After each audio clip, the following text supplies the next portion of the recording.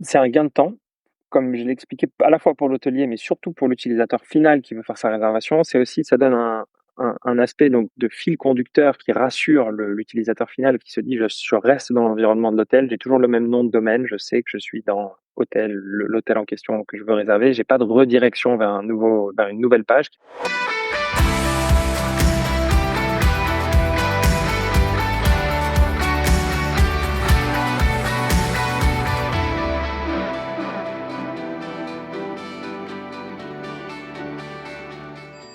C'est un avocat devenu start-upper.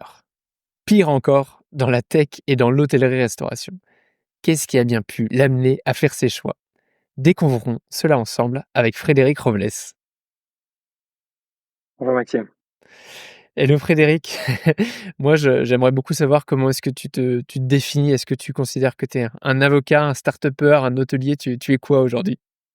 Ouais, j'ai l'impression d'être probablement un peu des trois, mais il y a quand même un ordre des choses. Je dirais d'abord un avocat, c'est un peu les fondations, la formation et la façon de penser, peut-être de travailler aussi, avec des études de droit et un parcours d'avocat en France puis à l'étranger.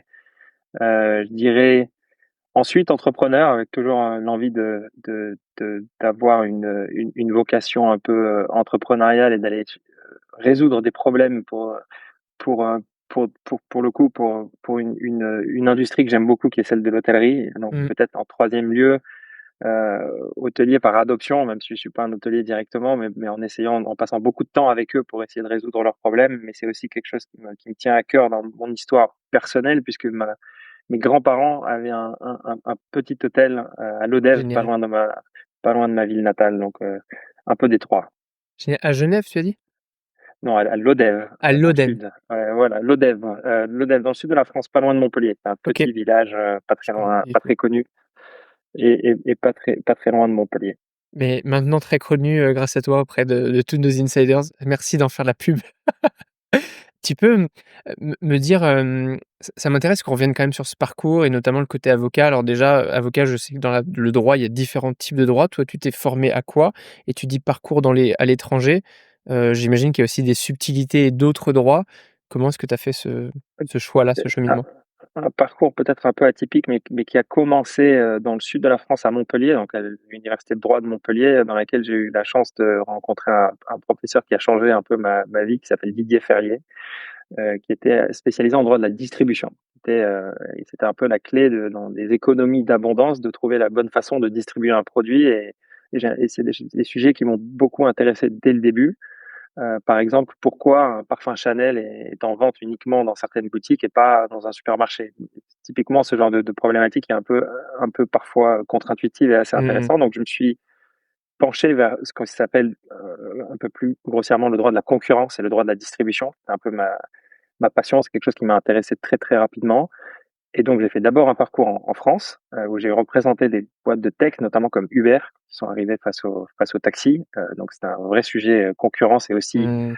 de disruption par la technologie de vieilles industries ou d'industries qui ont peu évolué, disons. C'est un sujet qui m'a toujours intéressé. Puis ensuite, à l'étranger, j'ai eu la chance d'aller à Londres, ce qui est aussi un peu atypique pour un avocat français, et de devenir aussi avocat anglais, donc Solicitor of England and Wales. C'était avant le Brexit. C'était peut-être plus facile avant le Brexit. Et j'y ai passé quand même 5 ans dans un cabinet d'avocats. Et ensuite, Mais donc on peut faire des passerelles comme ça, France-Angleterre? En tout cas, on pouvait avant Brexit, si je comprends bien? ouais, on pouvait, je pense qu'on peut toujours, mais c'est quand même pas très commun. Et ce qui était difficile, c'est de ne pas être un natif. Donc, j'ai été un avocat anglais par adoption, mais comme je faisais une matière qui est proprement européenne et transfrontalière, le droit européen de la concurrence, ça m'a permis, donc ça m'a donné un peu plus d'opportunités de partir à l'étranger. Mais c'était pas facile. J'ai passé beaucoup de temps à essayer de traverser la Manche. Ça m'a pris un an quasiment pour trouver un travail dans un autre cabinet d'avocats qui voulait bien de moi. Et finalement, ça s'est plutôt bien passé. Et alors on va pas tout détailler et puis c'est pas forcément le sujet de ce podcast, mais j'aime bien comprendre ces points-là. Le droit anglais, alors je comprends qu'il y a une thématique européenne, mais le droit anglais est très différent du droit français? Oui, en matière de droit de la concurrence, il y a des grandes différences et puis c'est des différences qui s'accentuent. Les Anglais ont toujours gardé un peu de leur souveraineté sur ce Mmh. sujet et ont toujours été un peu allergiques à la jurisprudence européenne. Il y a des grandes lignes communes, notamment en droit de la concurrence européen qui a défini les grandes lignes pendant longtemps et encore aujourd'hui il y a des concepts, disons, qui sont encore communs, mais il y a une certaine différence dans l'appréciation, dans la façon dont la loi est appliquée aussi, dans les pouvoirs des juridictions, des différentes juridictions et notamment des juges d'un pays à l'autre, qui sont assez flagrantes parfois. Mmh. Un exemple qui m'a marqué en tant que jeune avocat, c'est que les juges anglais, par définition, c'est un honneur en général en fin de carrière que de devenir juge, donc ils sont tous assez âgés par le principe, parce qu'ils estiment qu'il faut avoir beaucoup d'expérience pour prendre des décisions graves. Et en France, on est un des pays où les juges sont les plus jeunes, puisqu'on peut être juge à 24 ans sorti de l'ENM, D'accord. l'École nationale de la magistrature, et on a des gens qui ont 24 ans et qui ont le pouvoir de mettre des gens en prison. C'est assez différent culturellement. Complètement, ouais, ça prête à réflexion. En effet, c'est une enfin, j'avais pas du tout cette notion-là et hyper intéressant à comprendre. Et comment tu, passes de cette vie d'avocat, peut-être, je sais pas si tu t'y épanouissais d'ailleurs, à, te dire: «Moi, j'ai envie de rentrer dans l'entrepreneuriat» et puis peut-être que tu nous expliques aussi, quel entrepreneuriat? Je sais pas si tu as eu plusieurs étapes? Il y a eu une étape principale qui était celle de quitter une carrière d'avocat qui était assez longue, dans laquelle je me suis beaucoup épanoui, dans laquelle j'ai énormément appris. Je pense une certaine rigueur intellectuelle, mais aussi professionnelle en travaillant dans des environnements corporate extrêmement élitistes d'une certaine manière, ou disons très structurés et, et, euh, et toujours poussant les gens à la performance.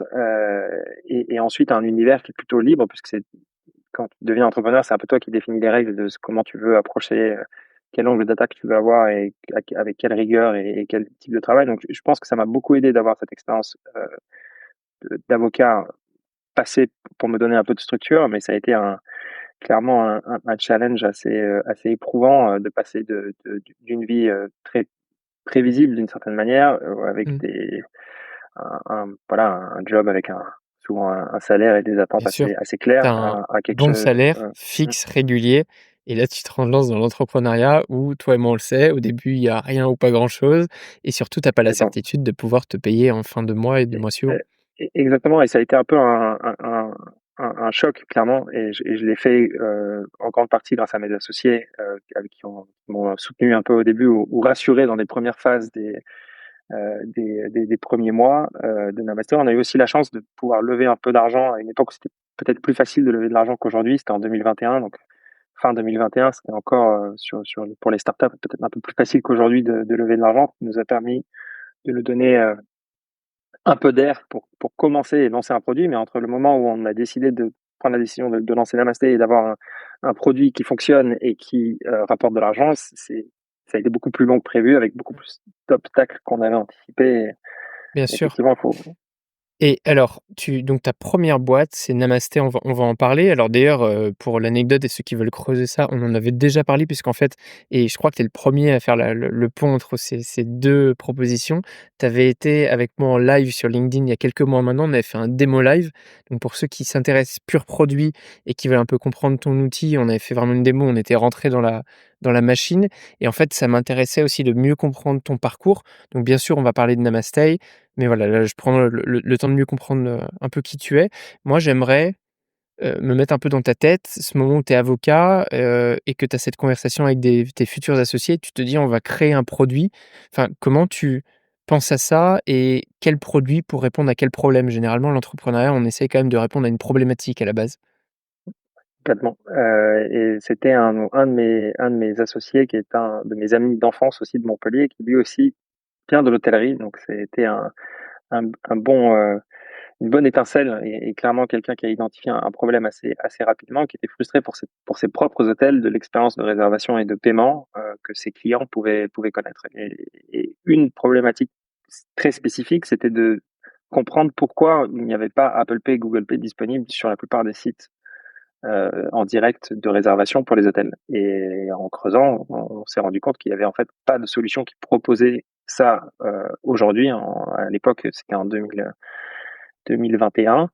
Et c'est là qu'on s'est dit, OK, allons-y, essayons de trouver une solution. S'il y a pas de prestataires aujourd'hui qui font ça, il y a peut-être une opportunité et on a commencé à creuser en parlant à des hôteliers, en parlant à d'autres prestataires, potentiellement des concurrents ou autres, pour essayer, ou des partenaires, pour essayer de comprendre ce qu'il y avait à faire et vraiment identifier le problème. Et en parlant de plus en plus, et c'est la première étape qui est souvent difficile, c'est d'aller parler à beaucoup de gens pour essayer vraiment de confirmer les hypothèses qu'on Mmh. a. Et à partir de là, ensuite on commence à avoir un peu une idée, une vision de ce qu'on veut faire pour résoudre ce problème. Et ensuite, entre ça et la réalité, il y a un chemin Oui, qui peut qui durer est quelques souvent, années. ouais, qui est très dur. Voilà, qui peut durer quelques années, qui dure encore, Et mais donc en tout aujourd'hui, cas, vous êtes 2 associés? non, on est 4 cofondateurs D'accord. au départ dans Namasté au début, et c'était extrêmement important comme quatuor, un peu comme les Beatles par exemple, on peut Mmh. comparer. Et c'est important puisque chacun se complète, et ça fonctionne pas si les quatre sont pas n'apportent pas leur pierre à l'édifice, ou sont pas présents en tout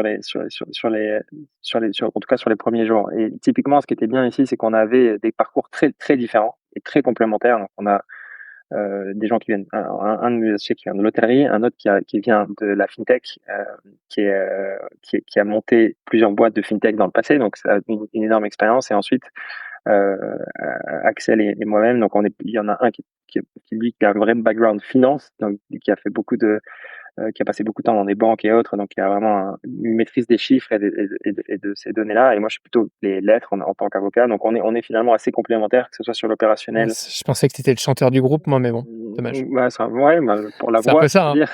Un peu ça, un peu ça. Mais du coup, c'est vrai que ça nous a permis au départ d'avoir une équipe avec des profils très différents, mais très complémentaires. Et je pense que ça, c'est essentiel au départ d'une aventure entrepreneuriale, c'est d'avoir ces fondations et ces expériences diverses enfin, qui étaient cruciales au départ, avec à chaque fois quelqu'un qui avait un pied dans l'hôtellerie, quelqu'un qui connaissait très bien le milieu de la fintech, et répondre à une Mmh. problématique très spécifique. Et ça nous a beaucoup aidé au départ et fait gagner énormément de temps sur les premiers mois.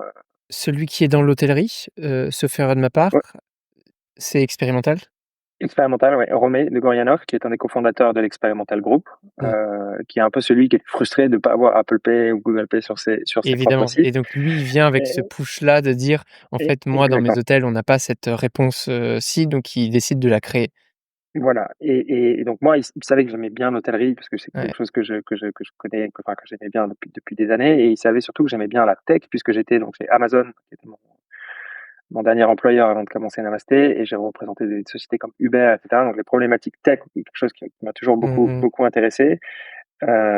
Et ensuite, voilà, on s'est rapproché de Axel et Alain, qui eux ont beaucoup de connaissances fintech et financières notamment, mais aussi d'expérience de start-up pure et dure en fintech, qui est un milieu Bien sûr, ouais. assez spécial. Et du coup, ce qui nous a permis de démarrer l'aventure au bout de quelques mois. Ouais, pour faire des boucles et ceux qui veulent creuser, donc j'imagine que vous connaissez, que vous êtes probablement bons copains aussi. J'ai eu Olivier Bon d'Expérimental l'an dernier sur ce podcast et on a vraiment parlé de la création d'Expérimental pour ceux qui voudraient pousser ça. Donc vous êtes tous des copains de Montpellier, si je comprends? Exactement, ouais. C'est ma fille à Montpellier, si on veut. On s'est rencontrés là-bas, en tout cas. Ouais. Moi, je faisais mes études. Eux, il est terminé. On a quelques années d'écart, mais je suis un peu plus jeune. Mais on est partis ensemble à Paris. On était très proches quand ils ont commencé Mmh. Expérimental. D'ailleurs, je ramassais les verres dans leur premier cocktail bar quand j'étais encore Ah, étudiant ça, en c'est droit. Donc, génial. voilà. Et dans cette mafia, il y a un code, autour de la coiffure, non? Parce que j'ai l'impression que vous avez tous la même coupe. Écoute, c'est pas volontaire en tout cas. Non, peut-être qu'on essaye disons que c'est inconscient, mais peut-être, Pour ceux oui. qui regarderont les images ou la pochette peut-être, voilà. Moi, je me suis fait tout de suite ce lien, mais il doit y avoir un truc, je suis sûr, autour de Montpellier, mais j'ai Tout pas à j'ai pas fait, creusé. il y a probablement quelque chose. Heu, donc quand tu crées Namaste, peut-être que c'est le moment d'expliquer un peu ce que c'est que ton business model et ce que fait ou enfin les actions que fait ton produit? Ouais. Ben, nous l'idée évidemment, c'est de faire le lien entre des technologies qui souvent aujourd'hui dans l'hôtellerie ne se parlent pas, que sont en général le site internet de l'hôtel. Ensuite, on en avait parlé pendant la démo d'ailleurs qu'on avait fait ensemble. On a moteur de réservation qui est souvent séparé du site. Et donc nous, on est capable de le faire de manière native avec un iframe qui reste dans le site de l'hôtel, ce qui permet aussi de continuer de traquer les utilisateurs qui sont sur le site. Et enfin, la dernière brique qui est souvent la plus difficile, c'est le paiement. C'est au moment où je fais ma réservation, je veux payer de manière sécurisée si je veux, si l'hôtel le souhaite, selon les conditions de garantie et d'annulation de l'hôtel.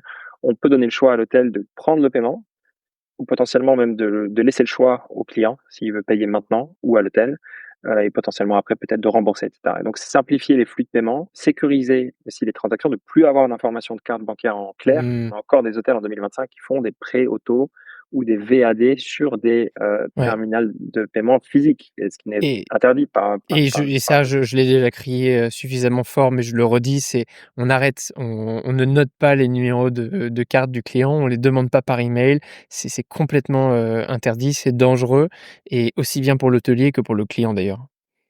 complètement. Ouais. Et donc nous, l'idée, voilà, c'est de rassurer le client final en le permettant de payer avec Apple Pay, Google Pay en une seule étape. Et il sait que c'est sécurisé, ces informations sont tokenisées, elles sont encryptées du début à la fin. Ça, c'est la première chose. Potentiellement aussi, ça va le rassurer, donc il va peut-être être incliné à peut-être payer un peu plus ou à faire cette réservation assez rapidement. Et enfin, le deuxième grand avantage, c'est de faciliter les opérations pour l'hôtel, de plus avoir à faire ces opérations manuelles, d'envoyer parfois des liens de paiement, même si c'est sécurisé, c'est à chaque fois un email envoyé, quelque chose à vérifier, puis il faut faire une réconciliation qui est souvent difficile et il peut y avoir des erreurs quand les hôteliers, comme tu sais, font des shifts Oui. de 8, voire 16 heures de temps en temps et il arrive à la fin, enfin, c'est très souvent, on a des erreurs manuelles Je fais ma d'entrée, donc clôture nous, de fin de l'idée, journée concrètement, je dois vérifier mes chiffres, mes encaissements, il y a une petite erreur, qui s'y glisse et à la fin ça fait une grosse erreur comptable. exactement. Et Donc parfois la nous, voilà, petite erreur, parce que ça m'est déjà arrivé ou je l'ai déjà vu, c'est juste une virgule, mais un virgule, c'est un zéro décalé, ça donc, peut vite faire 1000 ou 10 000 €. Ouais. exactement, ouais. Donc ça, l'idée, c'est d'automatiser et d'aider les hôteliers aussi à leur faire gagner du temps, parce que c'est des pertes de temps phénoménales de gens, parfois à la réception, qui font des VAD à la chaîne, ou qui font des opérations manuelles et qui peuvent faire des erreurs, etc. Donc nous, l'idée, c'est aussi d'aider au niveau du paiement avec le back-office et de pouvoir faire une réconciliation, que ce soit dans le PMS ou dans le système de réservation, qui permet à l'hôtelier de savoir euh, Maxime est venu, il a payé déjà un déposit, peut-être de 20%, on sait, il reste tant à charger sur la carte et évidemment aussi éviter de redemander la carte bleue une énième fois à la réception au moment du check-in ou Mmh. au moment du check-out. Donc l'idée, idéalement, dans un monde idéal, c'est de faire cette transaction une seule fois au moment de la réservation et de plus avoir à redemander une information bancaire au client final. Les informations bancaires, le token dont tu parlais, c'est stocké dans Namaste ou dans le PMS ou peut-être ailleurs? Non, alors, nous aujourd'hui, on est un facilitateur, donc on permet une connectivité souvent entre ce qu'on appelle le PSP, donc le gateway de l'hôtel, et le système de réservation de l'hôtel, que ce soit donc en général c'est le PMS, ou parfois s'ils ont un back-office dédié sur leur système de paiement qui leur permet derrière de charger il y a un montant qui manque ou faire un remboursement ou autre. Donc aujourd'hui, nous, on stocke pas d'informations de carte en clair, on les transmet Oui. au système pertinent.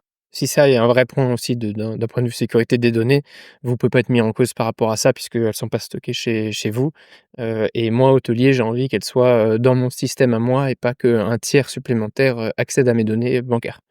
Mmh. Exactement. Et nous, on les transmet et on les transmet de manière encryptée complète. Donc concrètement, ça s'applique à quel moment? C'est un client qui vient sur mon site web, d'hôtelier direct, il a, la fenêtre de réservation qu'on voit habituellement et toi, cette fenêtre, en fait, elle est, prise en charge, enfin, elle est mise, par, Namastay et derrière, tu fais ce portail avec Exact. mon PMS directement Alors, et il y a le PSP au milieu. pas toujours directement. Voilà, on a ce qu'on appelle donc des API, on a des certifications avec le système de réservation qui peut être le channel manager, donc aujourd'hui comme Synexis ou The avec qui nous travaillons, et qui nous permet de remonter, et c'est une intégration qui est biface, donc qui va dans les deux sens, et qui nous permet à la fois de remonter les informations de disponibilité, description des chambres, les prix, etc., et en même temps de confirmer une réservation, c'est-à-dire et de prendre aussi le réconcilier avec le paiement en général, mais d'envoyer de l'information au sein du système de réservation de l'hôtel pour que, on espère, dans le PMS, l'information de la réservation et du paiement tombe de manière précise. Donc c'est vraiment Mmh. faire le lien, voilà, entre la technologie de réservation et celle de paiement directement depuis le site de l'hôtel. Alors moi, ça me paraît évident, mais je pense quand même qu'il faut l'éclaircir. Sur un podcast où on parle beaucoup d'expérience client, en quoi est-ce qu'un outil comme ça, c'est un facilitateur selon toi pour, l'expérience client, le parcours client de manière générale? C'est un gain de temps, comme je l'ai expliqué, à la fois pour l'hôtelier, mais surtout pour l'utilisateur final qui veut faire sa réservation. C'est aussi, ça donne un aspect donc de fil conducteur qui rassure l'utilisateur final qui se dit: «Je reste dans l'environnement de l'hôtel, j'ai toujours le même nom de domaine, je sais que je suis dans l'hôtel en question que je veux réserver. J'ai pas de redirection vers une nouvelle page qui peut parfois être, déroutante ou se dire: "OK, c'est pas très sécurisé, où est-ce que je suis?" et cetera. Donc là, on rassure le, le guest, enfin le client.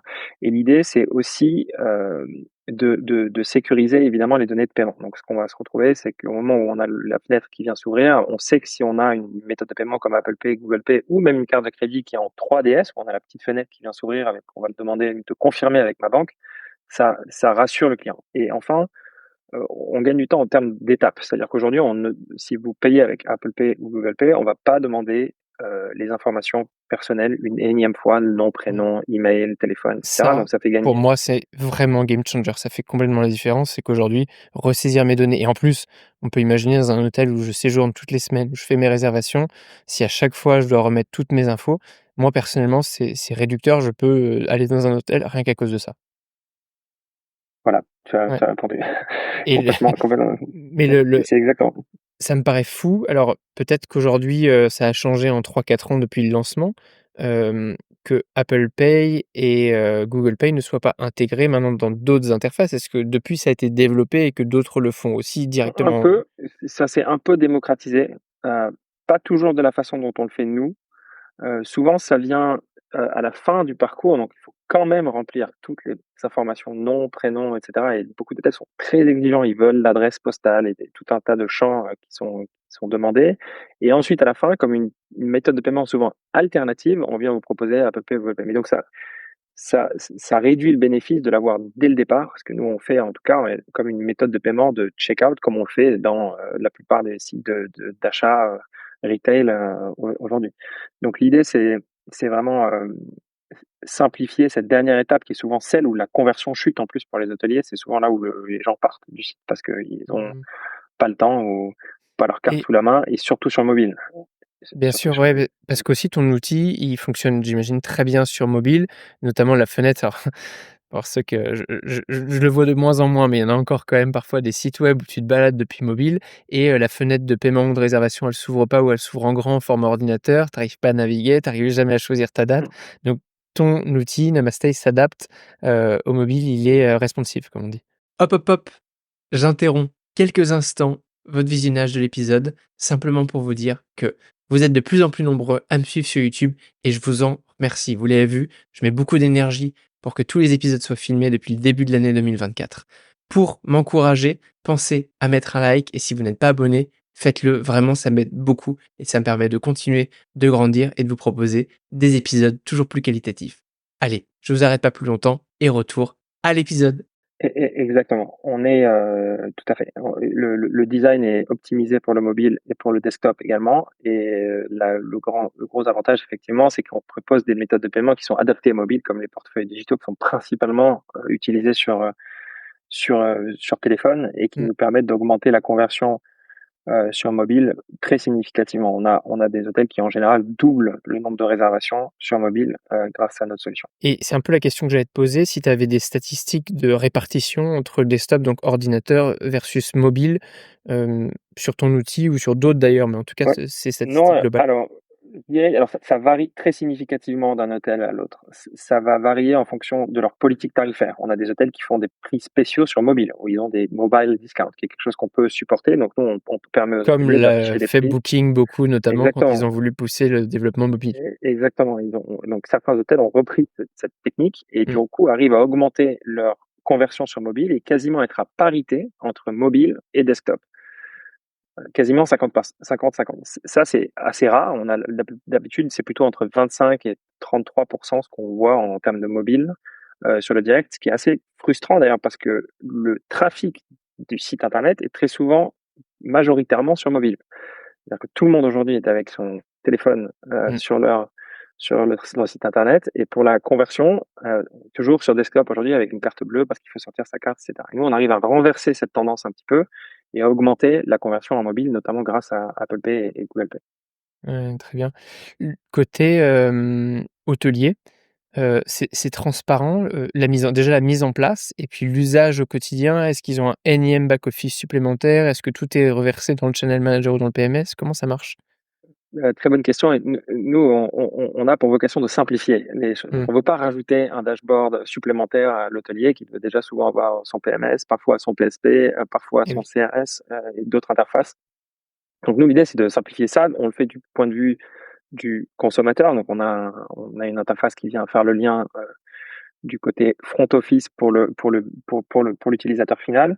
Pour l'hôtelier, sauf s'il le demande, on peut mettre en place ce qu'on appelle un Looker Studio où il verra toutes les statistiques de toutes les réservations sur Namasté par méthode de paiement également, ce qui permet de traquer Mmh. l'utilisation des différentes méthodes de paiement, si le panier moyen et voir s'il y a des effets de saisonnalité ou l'évolution des bookings en direct sur le moteur de réservation. Mais aujourd'hui, on ne demande pas à l'hôtel d'avoir un autre back-office pour Ouais. accéder aux Pour données moi, ça, c'est commerciales. un vrai point. On a parlé d'expérience client, mais l'expérience client hôtelier, c'est essentiel aussi.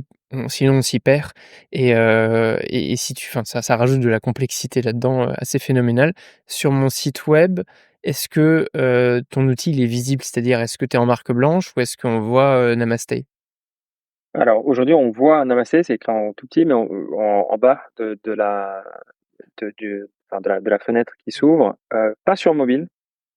On ne le voit pas sur mobile, mais nous, c'est quelque chose qui nous a quand même permis aujourd'hui ça nous donne un petit peu de visibilité, mais Ouais. l'idée, c'est évidemment d'être assez transparent et de mettre en avant la marque de l'hôtel. Donc nous, on est vraiment, on s'efface autant qu'on peut. On applique déjà, on est sur le site de l'hôtel, donc il n'y a pas de redirection, ce qui donne une continuité naturelle. On s'adapte aussi aux couleurs. On personnalise vraiment l'expérience en mettant en avant évidemment les photos, mais aussi le logo de l'hôtel et le thème du site internet pour s'assurer de se fondre dans la marque de l'hôtel.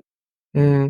Qu'est-ce que tu peux partager de ton business model? Déjà, ça m'intéresse de comprendre comment est-ce que tu t'es financé parce que tu parles de fintech. Moi, tout de suite, j'imagine beaucoup d'argent, pour pouvoir se développer. En plus, ça change très rapidement. Comment est-ce que tu factures tes clients hôteliers? Comment est-ce que toi, tu gagnes de l'argent? Voilà, et un peu, tout ce qui concerne ton chiffre d'affaires et qui peut nous Oui. éclairer. Non, bien sûr. Alors nous déjà, pour répondre peut-être à ta première question sur le fait qu'on est une fintech, donc effectivement, on a eu la chance de lever de l'argent. On a été accompagné à la fois par des gens qui comprennent l'hôtellerie ou des gens qui comprennent très bien la fintech. On a été soutenu par certains institutionnels, notamment la BPI France, qui nous a aussi aidés, et également Kima Ventures, qui est le fonds d'investissement de venture de Xavier Niel. Donc Oui, ça, c'est des et signaux Jean de La de Rochefoucauld validation. qu'on entend Les gens de beaucoup, la Roche-Brochard, sur les réseaux notamment. ouais. Oui. Et donc, des gens qui nous ont fait confiance et qui ont vu, je pense, l'opportunité vraiment le problème compliqué qu'on essaie de résoudre. Donc ça nous a aidé et ça nous a permis de mettre en marche la machine. En ce qui concerne le business model, les hôteliers, comme tu sais, sont des gens qui sont, je pense, parce qu'ils viennent quelque part d'une racine qui est immobilière, où voilà, on a un bien immobilier, il faut l'amortir, donc on est très capex dans la façon de penser, donc ils sont toujours très conscients, très conservateurs et très soucieux de leurs coûts. Et quand il y a un bénéfice potentiel, ils sont aussi extrêmement méfiants, très suspicieux. Et c'est une industrie qui est connue pour être assez lente Oui, ou assez, disons, sceptique, surtout en France, pour complètement. ce genre de changement. Donc c'est extrêmement dur de les convaincre. Donc ce qu'on fait souvent, nous en tout cas, on donne la possibilité d'essayer. Et on est très flexible dans notre approche. C'est-à-dire qu'on ne veut pas contraindre l'hôtelier à être coincé dans un contrat pendant un moment, une durée déterminée. Ça c'est capital et c'est assez essentiel à notre solution. Et ça vient un peu aussi de l'inspiration de mon temps chez Amazon où c'est toujours pay as you go. En Mmh. cloud, c'est quelque chose qui est un peu qui est le principe un peu moteur, c'est de dire ok, c'est vous utilisez ce que vous payez et il n'y a pas d'engagement de durée ou autre. C'est très flexible par nature. Donc ça rassure en général l'hôtelier. Et on peut aussi, dans certains cas, donner une période de gratuité pour vraiment essayer. C'est vraiment quand on a besoin de convaincre un hôtelier.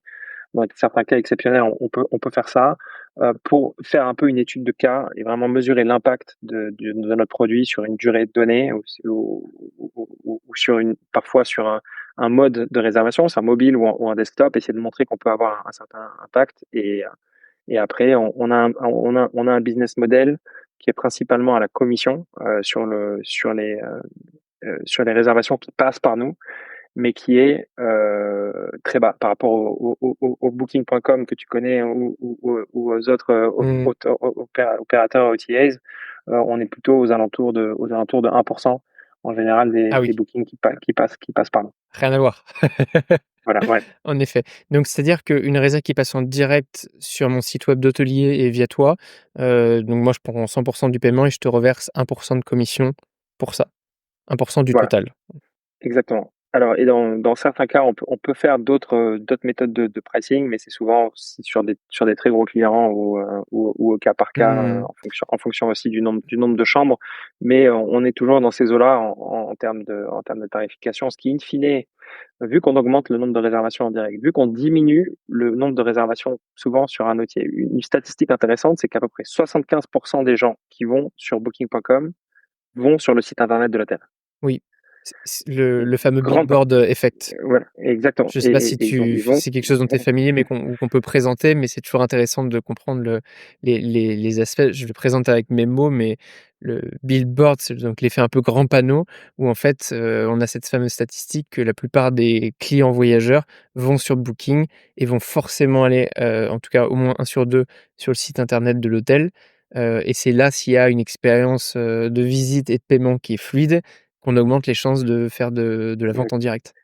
et nous, voilà, exactement, tu l'as très bien expliqué et souvent, on sait que c'est à peu près, voilà, entre 50 et 75 des gens Mmh. qui vont sur le site de booking.com vont sur le site de l'hôtel à un moment donné et c'est là qu'on est capable de récupérer une partie. Nous, on sait qu'on a vu une amélioration du channel mix, Oui. donc du nombre de réservations en direct, augmenter entre 5 et 10 en fonction aussi du profil de l'hôtel, de Bah, la c'était la politique question que je voulais te tarifaire. poser. Voilà, il y a vraiment plein d'autres facteurs. Nous, on est un petit maillon dans la chaîne, mais en fonction de la Mmh. politique tarifaire de l'hôtel, de la qualité du site internet, du marketing digital qu'il va y avoir et cetera, de tout un écosystème. Mais si les choses sont bien faites, nous, on arrive en général à avoir un petit impact Mmh. sur la réserve en direct. Donc du coup, ça veut dire que le retour sur l'investissement pour l'hôtelier est assez significatif. On a eu vraiment des cas où l'augmentation du nombre de réserves en direct a largement couvert le coût de notre solution. Donc nous, l'idée, Bien c'est sûr. qu'on rapporte de la valeur à l'hôtelier et que notre logiciel, Oui et puis enfin, moi ce que j'aime bien dans ta solution, c'est le fameux pay as you go. C'est ce que tu en fait, je n'ai pas d'argent à dépenser, tous les mois, même s'il y a pas de chiffre d'affaires qui rentre. En fait, c'est plus j'ai de CA, direct sur mon site, plus je te reverse, de commission. À chaque fois, c'est 1. et- Mais moi, j'ai gagné plus d'argent en direct, donc finalement, j'ai mon retour sur investissement largement. exactement, c'est l'idée. Mmh. Effectivement, de la même manière pour les hôtels saisonniers un autre élément important, on facture que quand le séjour et la réservation ont été honorés ces journées. Donc on facture Super, ouais. après coup. Donc Tu as un coût de setup? non, D'accord. Ah oui. on a nous des coûts d'activation qui sont souvent à notre charge, mais on les répercute pas, sur nos clients. Mmh, c'est hyper important je trouve, Mmh, pareil d'un point de vue, pour pénétrer un marché puisque en fait, quand tu as créé ça, si je comprends bien, beaucoup j'imagine beaucoup d'hôteliers, notamment en France, tu disais il a fallu les convaincre.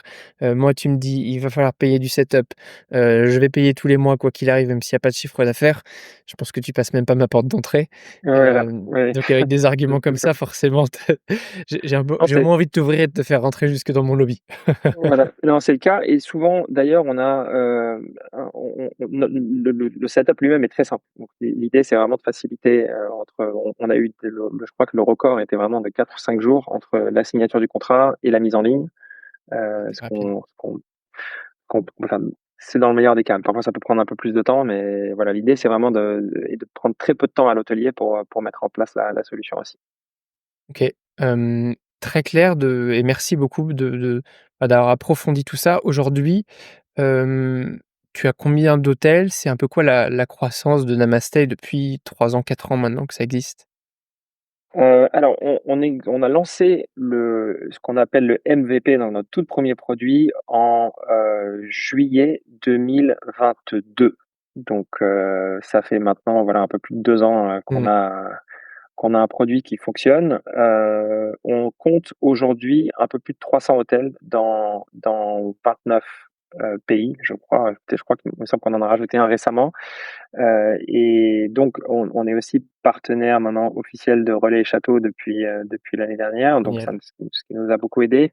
Je dirais ce qui est intéressant, c'est qu'on peut travailler avec des hôtels partout dans le monde. On a aujourd'hui, depuis la rue d'Aboukir, on arrive à déployer des hôtels en Patagonie, ce qui est assez unique pour une petite société française. Donc ça c'est un peu la première chose. Donc, ce qui veut dire que le marché adressable est grand.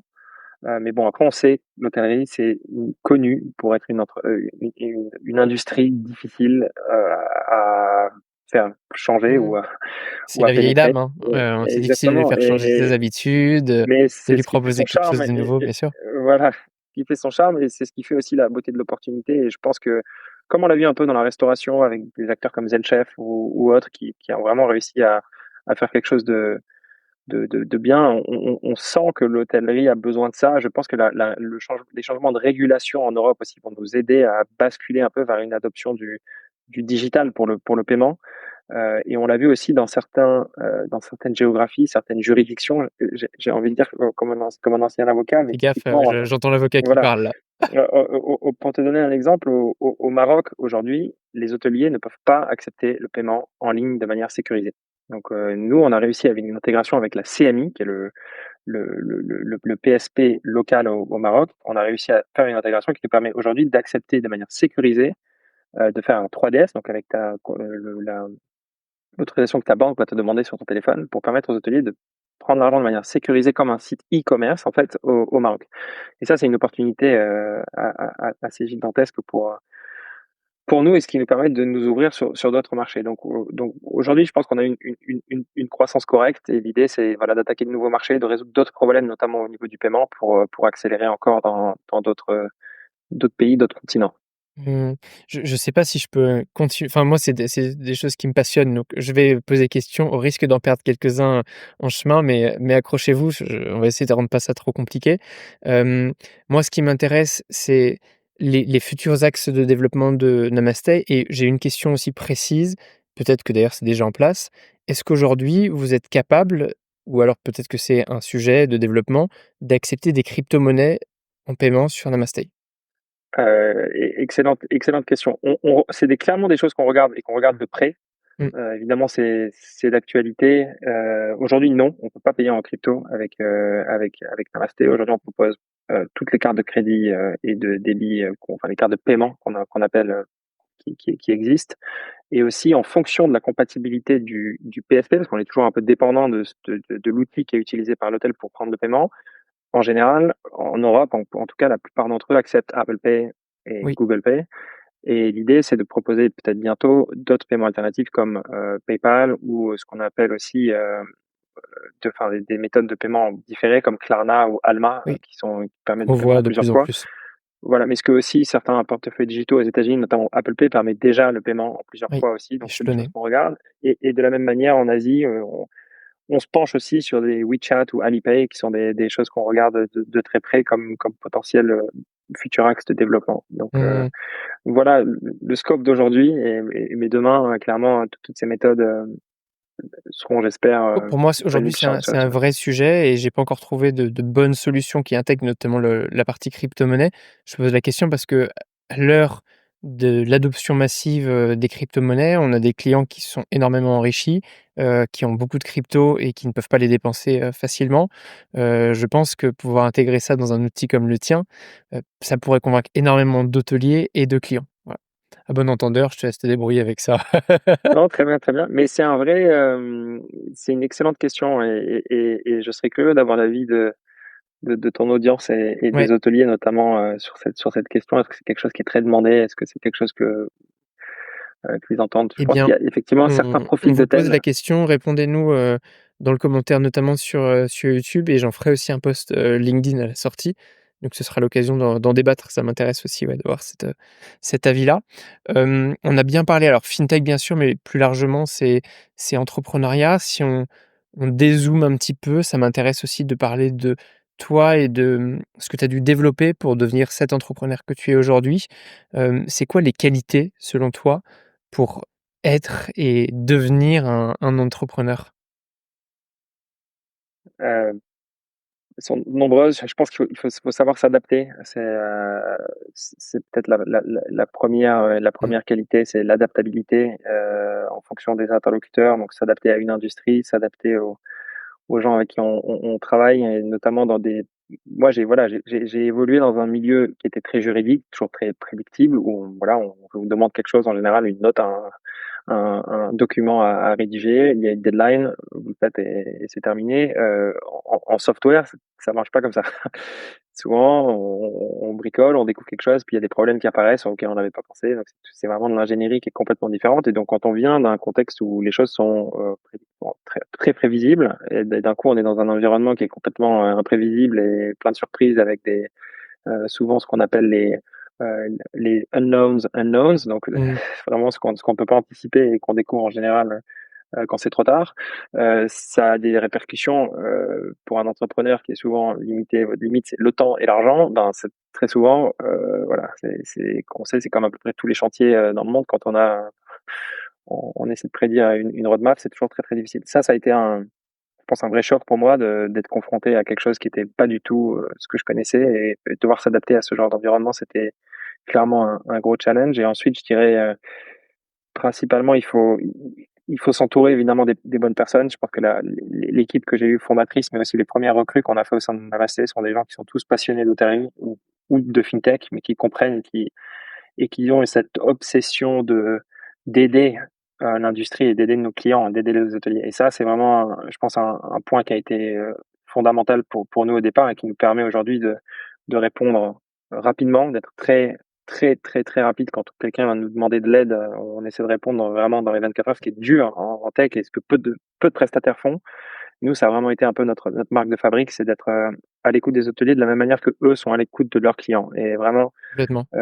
on a on en rigole parfois, mais c'est une vraie valeur au sein de nous. On appelle le five-star service ou le five-star mentality. Et on a vraiment ce mindset en essayant d'être 5 étoiles comme nos meilleurs Mmh. clients. Et tu sais ce que c'est. Voilà, on veut être les meilleurs ouvriers de France de la réservation et du paiement pour les hôtels, vraiment. Et c'est vraiment quelque chose je pense, qui a un peu de l'ADN commun de tous les Mmh. gens qui m'entourent. Donc, bien s'entourer aussi. Et enfin, je dirais voilà beaucoup de résilience, d'endurance. Tu connais ça aussi, hein, dans les sports Clairement. que tu pratiques et ça je pense que ça c'est quelque chose qu'on partage et qui est important en tant qu'entrepreneur, c'est de jamais lâcher. Et quand on est bien entouré, quand on fait ça avec, je pense, avec passion et qu'on essaie vraiment de résoudre un problème fondamental, il y a toujours une façon d'y arriver. Donc l'idée, c'est de trouver Mmh. le bon angle d'attaque, ce qui parfois peut prendre du temps, et c'est pour ça Complètement. qu'il faut être Mmh. persévérant, mais avec ces qualités, je pense en tout cas, jusqu'à présent,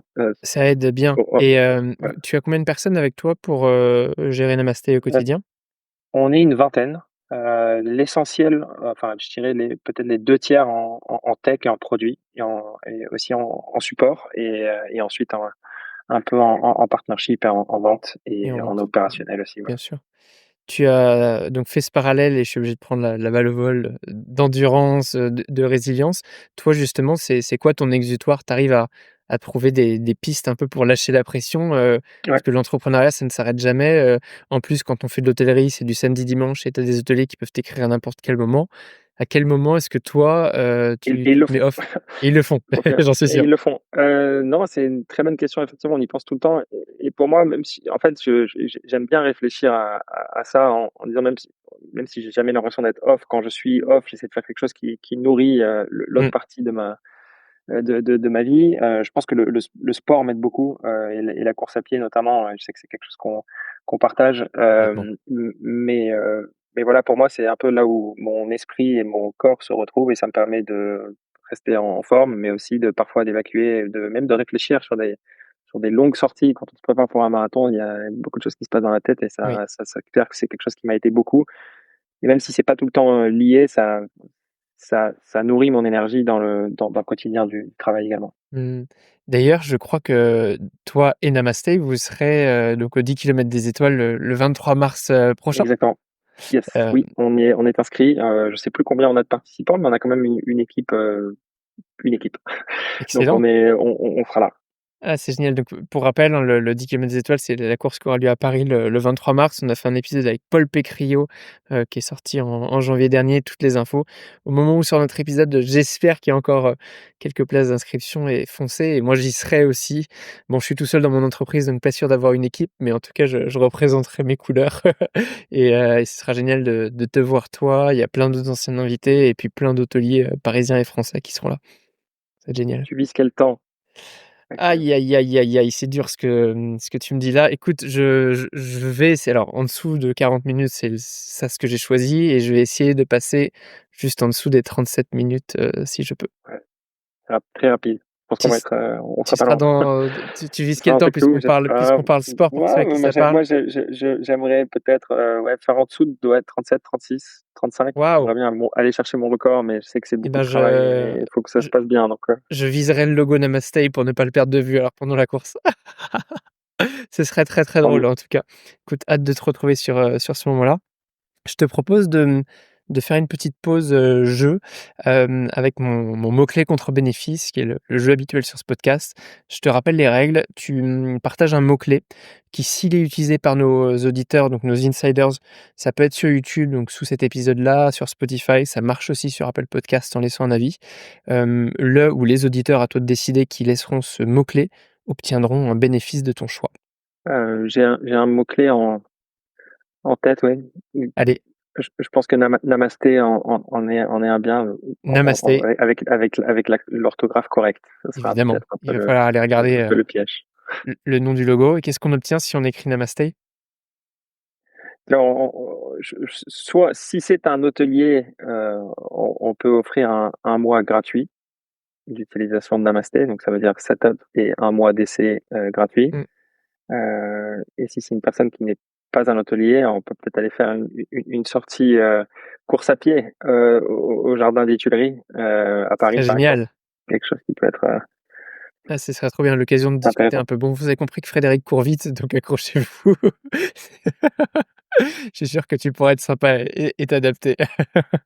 Tu sais, on commence à avoir beaucoup d'invités sportifs sur ce podcast, donc je pense qu'à un moment, on va faire le Il y en a run qui des courent plus vite, ouais. insiders, voilà, créer un petit quelque chose autour de ça, ça pourrait être très sympa.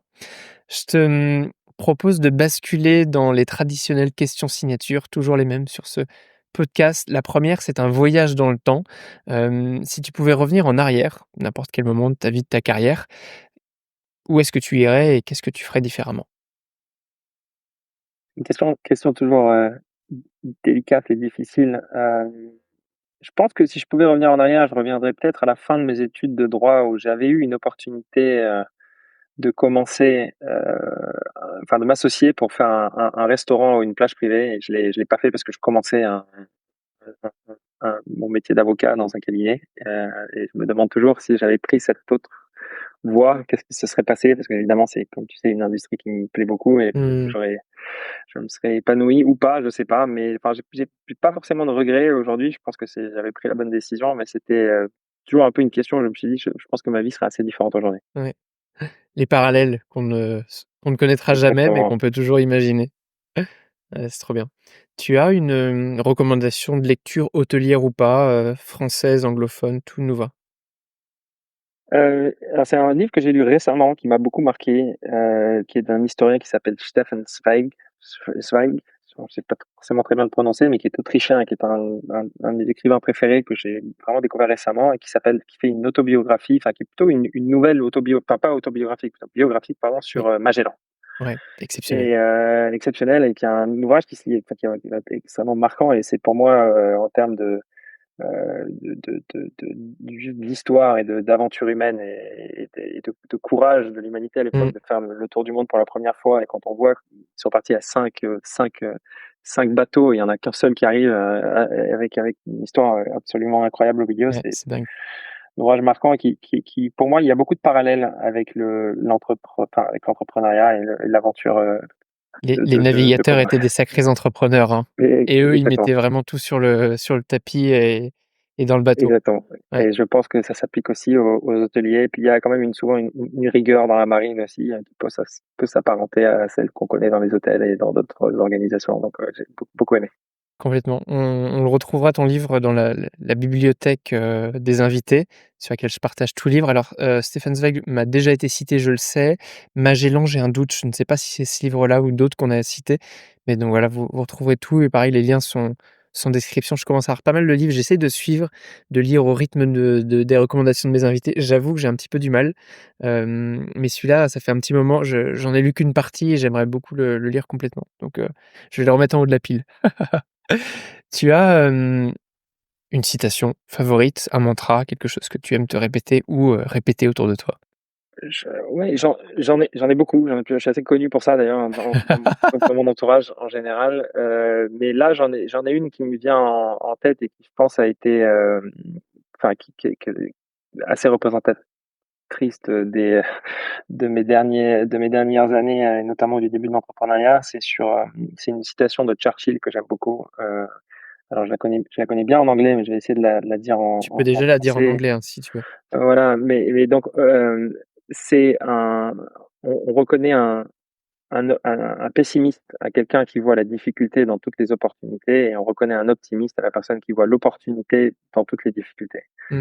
Et c'est quelque chose que j'aime bien me répéter en me disant à chaque fois quand j'ai beaucoup de difficultés, de bloqueurs et de choses qui viennent, constamment, me dire que c'est pas possible, non, surtout quand on est au début d'une entreprise où on essaie de vendre un produit et très souvent, 90% du temps, c'est non, la réponse. C'est bien de se dire, OK, il y a quand même quelque chose à aller chercher, et en fait, trouver l'opportunité dans les difficultés ou dans les problèmes, c'est quelque chose que Mmh. je trouve, donc c'est Churchill qui a dit ça, qui était assez, Ouais. Ça aussi, c'est très entrepreneurial, mais, comme quoi, tu vois, on trouve de l'inspiration dans tous les domaines. oui, Hem, tout à fait. Excellent. Après toi, pour nous parler, d'hospitalité, de distribution, d'entrepreneuriat ou tous les autres sujets qui nous passionnent, qui est-ce que tu aimerais voir et entendre sur Hospitality Insiders? Ah, et dans n'importe quel, N'importe quel domaine. Ah pas si possible francophone, parce que pour l'instant, je fais pas encore en anglophone sur le podcast. Peut-être que ça viendra, mais j'ai du mal à gérer tous mes invités en français. moi, je serais, curieux d'entendre on a quand même un groupe français, qui est très connu. Je serais curieux d'entendre, heu, quelqu'un de chez Accor, chez toi. Ouais. Hem, alors, peut-être monsieur Bazin lui-même, mais je sais pas, mais difficile? Ah, c'est que Mmh. tu me fais très mal avec ce que tu me dis, je Sébastien Bazin, il varie je pense qu'il arrive en moyenne une fois sur 5 quasiment en recommandation. Tu es le 8e ou le 9e et je l'ai déjà OK. dit, je n'arrêterai pas ce podcast, tant que je n'aurai pas Sébastien Bazin, sur Bon, Hospitality je vais taper Insiders. dans le mille, là. À force de répéter ça, je pense que ça va lui arriver aux oreilles. Si vous l'avez dans votre réseau, vous lui partagez cet épisode, vous me l'envoyez et après je me débrouille. Mais voilà, il est pas très accessible et mais voilà, moi aussi je suis résilient, donc je me cache dans un coin et j'attends le moment pour sauter. Merci en tout cas pour cette bonne recommandation-là. Quelqu'un qui aimerait continuer cette conversation ou pourquoi pas, bénéficier du bénéfice, contre le mot-clé. Quel est le meilleur moyen de rentrer en contact avec toi? LinkedIn, c'est très bien. J'essaie de répondre quand je peux.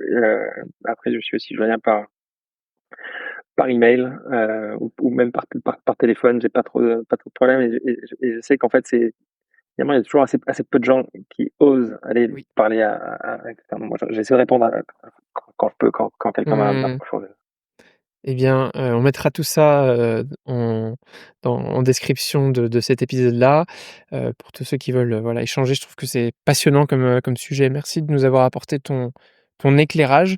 Je te propose de conclure avec le mot de la fin. Mon cher Frédéric, c'est le seul moment de cet épisode où je ne rebondirai pas sur ce que tu vas dire, donc c'est l'occasion de vider ton sac s'il y a encore quelque chose que tu veux partager. Si tu avais un tout dernier message à faire passer à nos insiders, quel serait-il? Hem, non, de continuer à t'écouter et de continuer à nourrir cet écosystème et cette industrie qu'on aime beaucoup tous les 2, et auquel je pense que tu apportes beaucoup. Donc, merci de m'avoir donné l'opportunité de parler aujourd'hui, et je dirais continuons, que ce soit en course à pied ou en tech ou de manière générale sur la transmission de ces valeurs avec la bienveillance et le professionnalisme qui te caractérise. Je pense que là, c'est des choses qui peuvent faire beaucoup de bien autour de nous et pas que même dans le milieu de l'hôtellerie, mais au-delà. Donc, merci et continuez. Ce sera un peu mon nom de la fin.